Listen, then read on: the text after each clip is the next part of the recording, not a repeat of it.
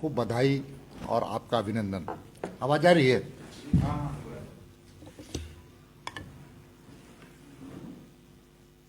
छठ के पर्व में आप सब लोगों का अभिनंदन और बधाई। ये पर्व स्वच्छता एवं पवित्रता का प्रतीक है और ऐसे अवसर में आप सब लोगों का अभिनंदन करना हम सब लोगों के लिए भी गौरव का विषय है। भारतीय जनता पार्टी की राष्ट्रीय कार्य समिति की कल बैठक दिल्ली में संपन्न हुई और राष्ट्रीय कार्य समिति की बैठक की अध्यक्षता भारतीय जनता पार्टी के राष्ट्रीय अध्यक्ष सम्मानित जगत प्रकाश नड्डा जी के संबोधन के साथ शुरू हुई। मान्यवर राष्ट्रीय अध्यक्ष ने पूरे देश के वर्तमान राजनीतिक परिस्थितियों के बारे में, साथ ही कोरोना के कालखंड में पार्टी के कार्यकर्ताओं की भूमिका के बारे में और कोरोना की लड़ाई में भारत की सरकार, भारतीय जनता पार्टी के नेतृत्व वाली सरकार, एनडीए की नेतृत्व वाली सरकार, नरेंद्र मोदी जी के द्वारा किए हुए कामों की भी विस्तृत चर्चा उसमें उन्होंने किया और आत्मनिर्भर भारत, नया भारत और नए भारत को बनाने में मोदी जी की भूमिका के संदर्भ में व्यापकता से उन्होंने चर्चा किया और मात्र 278 दिन के अंदर 100 करोड़ से ऊपर टीकाकरण के संदर्भ में भी चर्चा की गई और उसका श्रेय मोदी जी, देश के वैज्ञानिक, सामाजिक संगठन और कोरोना वॉरियर्स को देने का काम हमारे राष्ट्रीय अध्यक्ष ने किया और इस निमित्त उसके अगुआ हमारे नरेंद्र मोदी जी, देश के प्रधानमंत्री, यशस्वी प्रधानमंत्री, विश्व के सबसे सर्वाधिक लोकप्रिय नेता नरेंद्र मोदी जी को जितने वहां पर उपस्थित पूर्व राष्ट्रीय अध्यक्ष थे, सब लोगों ने उनका अभिनंदन किया और उनको सम्मानित करने का भी काम किया। श्रीमान राजनाथ सिंह जी, जो पूर्व भारतीय जनता पार्टी के राष्ट्रीय अध्यक्ष, अमित शाह जी पूर्व राष्ट्रीय अध्यक्ष, गडकरी जी सम्मानित पूर्व राष्ट्रीय अध्यक्ष और नड्डा जी ने स्वयं मोदी जी को सम्मानित करके भारतीय जनता पार्टी के संदर्भ में और विस्तृत चर्चा करने का काम किया है और पार्टी के आगामी जो चुनौतियां हैं उन चुनौतियों को भी चर्चा करते हुए जो आगे भारतीय जनता पार्टी का वैक्सीनेशन के संदर्भ में एक एक कार्यकर्ताओं का योगदान क्या होगा, इसके बारे में भी उन्होंने विस्तार से बताने का काम किया। अब पार्टी ने तय किया है कि भारतीय जनता पार्टी के द्वारा बनाए हुए 10 लाख से ऊपर हेल्थ वर्कर और भारतीय जनता पार्टी के कार्यकर्ता, हमारे शक्ति केंद्र के कार्यकर्ता, बूथ के कार्यकर्ता, मंडल के कार्यकर्ता, जिला कार्यकर्ता, प्रदेश स्तरीय कार्यकर्ता घर घर दस्तक दे करके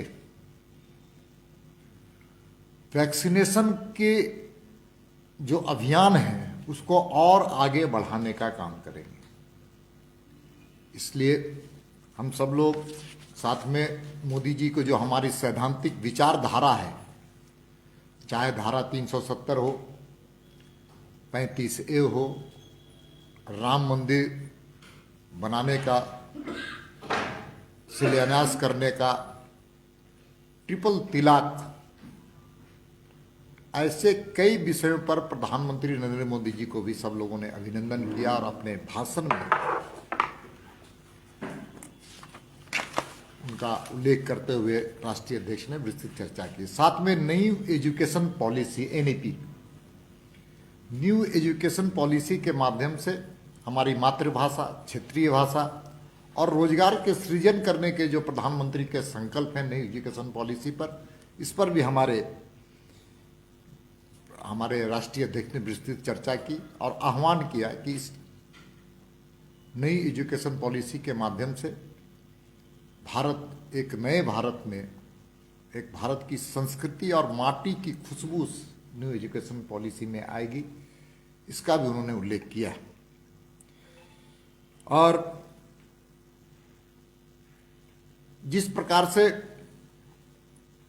पर्यावरण के संदर्भ में जो अभी वैश्विक सम्मेलन हुए, इसमें प्रधानमंत्री की भूमिका और देश की भूमिका में जिस प्रकार से भारत का मान सम्मान प्रधानमंत्री ने बढ़ाया है दुनिया में, उसका भी सब लोगों ने अभिनंदन किया। और देश को मजबूत करने के लिए, सशक्त और बनाने के लिए और निर्णायक नेतृत्व देने के लिए प्रधानमंत्री जी को भी अभिनंदन हमारे पार्टी के राष्ट्रीय कार्य समिति में हो। और साथ ही कोरोना के कालखंड में 80 करोड़ लोगों को 20 महीने तक लगभग अनाज, 5 किलो अनाज देने का जो निर्णय था, इससे भी आम जनता में एक नई उम्मीद जगी है। इसके लिए भी सब लोगों ने उनका अभिनंदन किया। अब सबको जानते हैं कृषि का बजट 2014 में मात्र 23 लाख हजार करोड़ था। मात्र जब भारतीय जनता पार्टी की सरकार बनी तो उस वक्त एग्रीकल्चर सेक्टर में 23 लाख हजार करोड़ रुपए के बजट थे। अब प्रधानमंत्री श्री नरेंद्र मोदी जी की सरकार में इस बजट में 1,23,000 करोड़, तो ये एक बड़ा बजट आया है। और बजट के माध्यम से कृषि सम्मान निधि योजना, किसानों के आय को दुगना करने का जो संकल्प है, उसमें भी सब लोगों ने।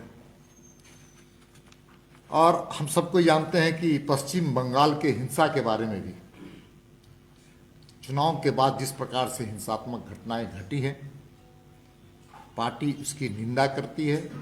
और आने वाले समय में हम डेमोक्रेटिक सिस्टम से, प्रजातांत्रिक तरीके से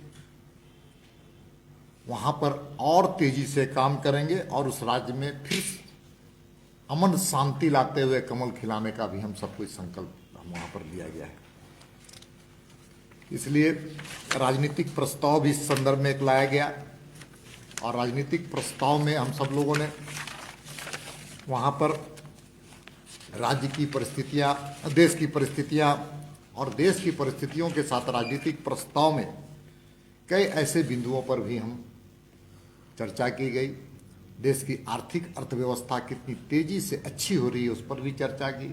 दुनिया के अंदर भारत का मान सम्मान किस प्रकार से बढ़ रहा है, उसकी चर्चा की। कोरोना के कालखंड में हम कैसे भारत बहुत तेजी से आगे बढ़ा है, स्वावलंबी और आत्मनिर्भर भारत बनने का भी किस प्रकार से सरकार ने काम किया, इस पर भी राजनीतिक प्रस्ताव में चर्चा। एक विषय हम सब लोग जानते हैं कि राजनीतिक प्रस्ताव में किसानों को डीबीटी के माध्यम से कैसे 1.55 लाख करोड़ रुपए सीधे उनके खाते में जाने का काम हुआ, इस पर भी राजनीतिक प्रस्ताव में चर्चा की गई। कुल मिलाकर के राजनीतिक प्रस्ताव में देश को मजबूत करने के लिए हम कैसे, हमारी भूमिका हो, और विपक्ष की नकारात्मक राजनीति का भी उसमें उल्लेख किया गया है। किस प्रकार से कोरोना के कालखंड में जो वैक्सीन के संदर्भ में मोदी वैक्सीन कहते थे, लोग कोई भगवा वैक्सीन कहता था, इन सब का जवाब देश की जनता ने देने का काम किया है। और इसलिए इस कार्य समिति पूरी तरह से एक सफल कार्य समिति, और एक हम कह सकते हैं कि पूरे से ध्वनि, उस कार्य समिति के ध्वनि से साफ प्रतीत होता है कि आने वाला समय भारतीय जनता पार्टी मोदी जी के नेतृत्व में, जगत प्रकाश नड्डा जी के नेतृत्व में हम लोग मिलकर के काम करेंगे। एक हमारे राष्ट्रीय अध्यक्ष के भाषण में झारखंड का भी उल्लेख हुआ है, और झारखंड के बढ़ती हुई नक्सल घटनाएं, अपराध और महिलाओं के बलात्कार, ऐसी कई चीज़ों पर भी चिंता व्यक्त हमारे राष्ट्रीय अध्यक्ष ने किया है। और आह्वान किया है कि पार्टी के कार्यकर्ता वहाँ पर बहुत और तेजी से वहाँ पर इन चीज़ों के खिलाफ लड़ने का भी काम कर रही है, आगे भी करेगी। इसलिए हम सबको जानते हैं इसलिए हम पार्टी के कुछ कार्यक्रम भी हम सब लोगों ने तय किया है कि 25 दिसंबर तक सभी बूथों की बूथ कमेटी बनाने का भी निर्णय पार्टी ने केंद्र में लिया है। 6 अप्रैल तक 2022 तक पन्ना प्रमुख बनाने का भी हम सब लोगों ने तय किया है कि हम 6 अप्रैल 2022 तक पन्ना प्रमुख बनाएंगे। 25 दिसंबर 2021 तक बूथों की कमेटी बनाने का भी हम काम करेंगे। साथ ही साथ हम सब लोग जानते हैं कि पेट्रोल और डीजल की कीमतें केंद्र की सरकार ने कम की है, लेकिन झारखंड की सरकार अभी तक इस पर कोई निर्णय नहीं ली है, जबकि झारखंड की सरकार को यह जानकारी होना चाहिए ज्ञात कि एनडीए शासित राज्यों के जो मूल्य है वहाँ पर पेट्रोल और डीजल के मूल्य वो कम हुई है। दुर्भाग्य से ये राज्य की सरकार जन विरोधी सरकार है और जन विरोधी सरकार के खिलाफ भारतीय जनता पार्टी ने तय किया है कि जब तक पेट्रोल और डीजल की दाम कम न होंगे तब तक भारतीय जनता पार्टी का कार्यकर्ता आंदोलन और तेजी से बढ़ाने का काम करेगा। हमारी ओर से इतनी बात थी। आप सब लोग कोई प्रश्न पूछना चाहते हैं?